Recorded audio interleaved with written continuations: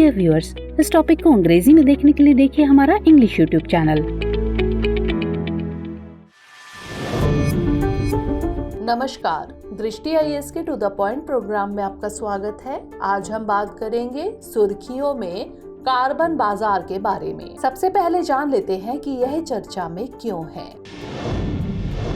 हाल ही में भारतीय संसद ने ऊर्जा संरक्षण संशोधन विधेयक 2022 पारित किया। यह संशोधन सरकार को भारत में कार्बन बाजार स्थापित करने का अधिकार देगा। आइए समझ लेते हैं कि कार्बन बाजार क्या है। यह बाजार ट्रेडिंग सिस्टम बनाकर कार्बन उत्सर्जन पर कीमत लगाने की तकनीक है, जहां कार्बन क्रेडिट या परमिट खरीदे और बेचे जा सकते हैं। संयुक्त राष्ट्र के मानकों के अनुसार एक कार्बन क्रेडिट एक व्यापार परमिट है जो 1 टन CO2 के बराबर होता है। कार्बन बाजार से उत्सर्जन में कमी और निष्कासन को व्यापार योग्य संपत्तियों में बदला जाता है। इस तरह उत्सर्जन को कम करने को प्रोत्साहन मिलता है। यह बाजार स्वीकृत और स्वैच्छिक हो सकते हैं।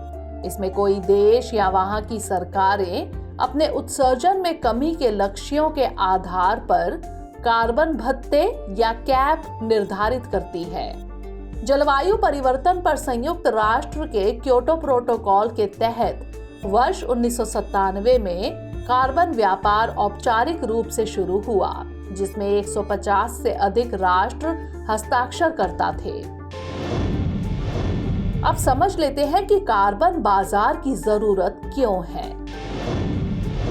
ग्लोबल वार्मिंग को 2 डिग्री सेल्सियस के भीतर रखने के लिए इस दशक में वैश्विक ग्रीन हाउस गैस यानी GHG उत्सर्जन को 25 से 50% तक कम करने की जरूरत है। 2015 के पेरिस समझौते के तहत राष्ट्रों को अपना राष्ट्रीय स्तर पर निर्धारित योगदान यानी NDC प्रस्तुत किया है, जिसे हर 5 साल में अपडेट किया जाना चाहिए।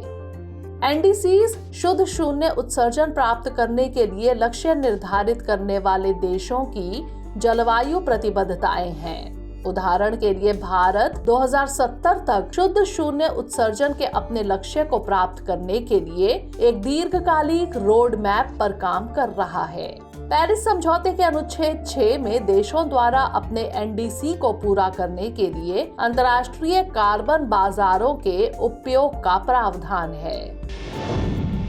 अब बात कर लेते हैं कार्बन बाजारों के प्रकार के बारे में। पहला है स्वीकृत बाजार। ये राष्ट्रीय, क्षेत्रीय या अंतर्राष्ट्रीय स्तर पर नीतियों द्वारा स्थापित किए जाते हैं। ये आधिकारिक रूप से विनियमित है और ज्यादातर कैप एंड ट्रेड नामक सिद्धांत के तहत काम करते हैं। सरकारें इस क्षेत्र में संस्थाओं को उनके द्वारा किए जाने वाले उत्सर्जन के अनुपात में वार्षिक भत्ते या परमिट जारी करती है। यूरोपीय संघ में अनुपालन बाजार सबसे लोकप्रिय हैं और चीन ने 2021 में दुनिया की सबसे बड़ी उत्सर्जन व्यापार प्रणाली यानी ETS लॉन्च की है।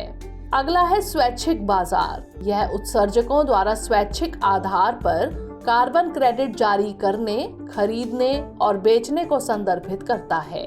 एक निगम अपने अपरिहार्य GHG उत्सर्जन के लिए कम उत्सर्जन वाली इकाई से कार्बन क्रेडिट खरीद कर क्षतिपूर्ति करता है। अब जान लेते हैं कार्बन बाजारों के महत्व के बारे में। ये बाजार ऊर्जा के उपयोग में कमी को बढ़ावा देकर स्वच्छ ईंधन को प्रोत्साहित कर सकते हैं। विश्व बैंक के अनुमान के अनुसार कार्बन क्रेडिट में व्यापार 2030 तक NDCs को लागू करने की लागत को $250 बिलियन तक कम कर सकता है। आइए नोट कर लेते हैं आज का अभ्यास प्रश्न। कार्बन बाजारों के संबंध में निम्नलिखित कथनों पर विचार कीजिए। 1. कार्बन बाजार स्वीकृत और स्वैच्छिक हो सकते हैं। 2. पेरिस समझौते के अनुच्छेद 6 में देशों द्वारा अपने NDC को पूरा करने के लिए अंतर्राष्ट्रीय कार्बन बाजारों के उपयोग का प्रावधान है। उपर्युक्त में से कौन सा यहाँ से कथन गलत है या फिर है? केवल 1, केवल 2 एक और दो दोनों, या फिर ना तो एक और ना ही दो? इसका उत्तर हमें कमेंट सेक्शन में जरूर भेजिएगा। अगले सेशन में किसी नए टॉपिक के साथ मिलेंगे। तब तक के लिए पढ़ते रहिए एंड स्टे मोटिवेटेड।